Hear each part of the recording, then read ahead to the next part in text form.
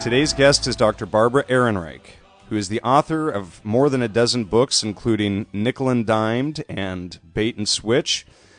And today she'll be on to discuss her latest book, Bright-Sided, How the Relentless Promotion of Positive Thinking Has Undermined America. Enjoy the show. Barbara, would you like to start out by discussing who is Dr. Barbara Ehrenreich and what is your educational background? Okay. It's a little hard question, bit of a hard question to answer.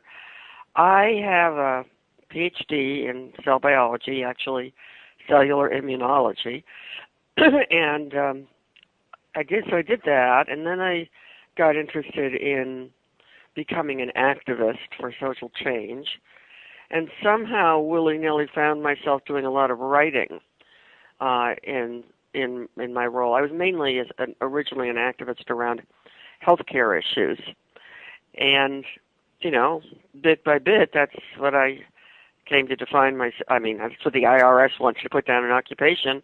I started putting down writer at a certain point.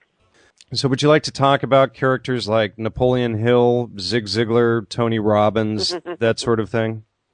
Well, in the 20th century, with the rise of scientific medicine, there was less interest in this as a healing method. And the whole New Thought idea or positive thinking movement kind of moved over into the areas of wealth and prosperity. Not how you could become healthy, but how you could become wealthy by using your mind alone, pretty much. And one of the great classics was a book, it was in the 30s, yeah, Napoleon Hill's book, Think and Grow Rich. Right. Which tells you that you can just concentrate and focus your thoughts to bring money to yourself, to attract money to yourself out of the universe. And he actually thought it was magnetism was the force that would do this, that magnetism from your head would sort of magnetically attract. Gee, I don't know how this would work with bills or right, because coins, they don't anyway. have, yeah. And much less copper or silver or nickel are not really attracted by magnets either. No, but that was the idea. Tremendously popular book. It still sells. I see people on airplanes still reading Think and Grow Rich. But that idea... Oh, that must just give you quite the giggle when you're sitting there and having written the antithesis of that. Well, my heart sinks a little bit, but... and then corporations got at first interested in this kind of thinking as something for their sales forces, because it's really hard to be a salesperson. I've never been one, but I've known them, and I don't know if that's what you did. Oh, I did work in sales for a time, and it was quite the eye-opening experience, because I've done a lot of study and things and religions and mind control and things like that, and I would see these techniques, and the bosses, to say the least, would get a little bit frustrated that I didn't fall in line as easily as they had hoped. You know what I mean? Well, I mean, did you have? I mean, like some salespeople. Amway would be a very good example. They're not even paid salespeople. Oh, right. They're subjected to constant motivational events. One time somebody dragged me to an Amway event. Dude, you got to check it out. It's so wonderful. And so I went with them, and it was down at the Long Beach Sports Arena. They actually filled the entire Long Beach Sports Arena for this Amway event. And it was this whole thing about just like The Secret, dream your material goods, and you too can drive around in a limousine or a Ferrari, and you can have your 10-bedroom mansion. All you have to do is sell our Amway products and get all your friends to sell our Amway products. And they had all these people cheering and music, and it was like one of these mega church type things. And but it was a sales pitch. I really walked out of there just sort of insulted by the whole thing. Mm-hmm. bad attitude there on your Yeah, part. you're right. Thank you for pointing that out. I was I But was I was using critical thinking, and that's not allowed. ooh, they have words for that kind of thing. That's called Uh, over-intellectualizing, I and know, that's called being negative. right? And we have things for it like use the trivium and trivium education, things like that, which is a whole different topic that we can talk about another time. But so well, Yeah, I mean, the companies. Oh, would you like excuse me. to get a sip of water or something? Or it No, sounds like you've got the. I'm fine. It's tail end of a cold, which I have tried to conquer with positive thinking, but it failed once again. You're not being positive enough. It's a shallow positive. You need to go see a psychiatrist.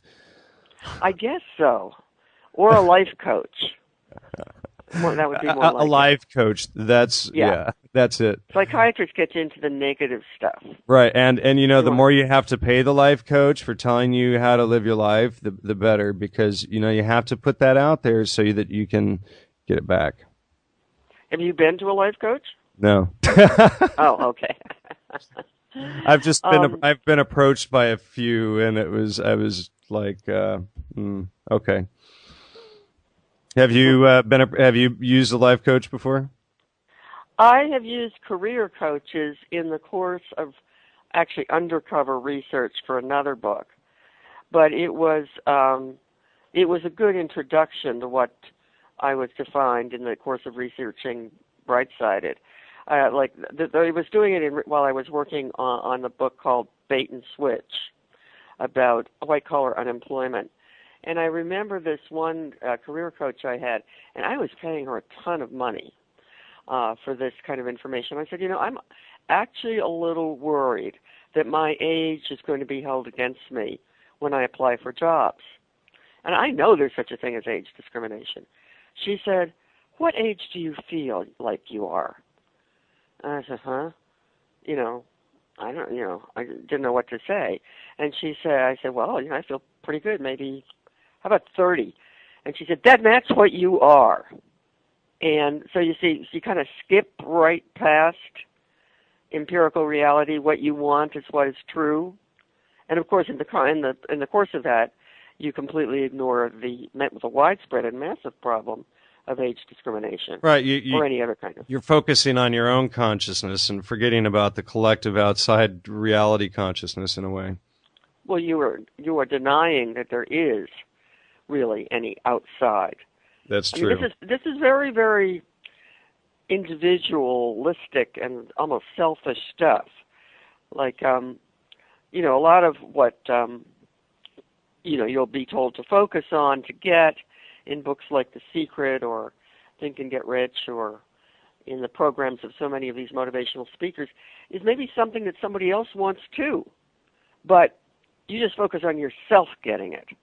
Like Joel Osteen, he's one of my favorite examples. He is the most positive thinking preacher in America, runs the biggest megachurch in America in Houston, Texas. And he'll talk about how he uses God as a little bit of a personal assistant in these things, but he'll visualize himself getting the best parking spot in the lot, and he gets it. Now, and you can only read that and think, well, what about the people who, maybe have some kind of, problem walking and are stuck way over in the far end of the parking lot? But it's just about me, I'm going to get it. What about if he's pulling into church one morning and there's 1,000 of his followers all wishing for the best spot? That it's a problem, and no, I mean it does not include the notion of a larger, a human collective or human society.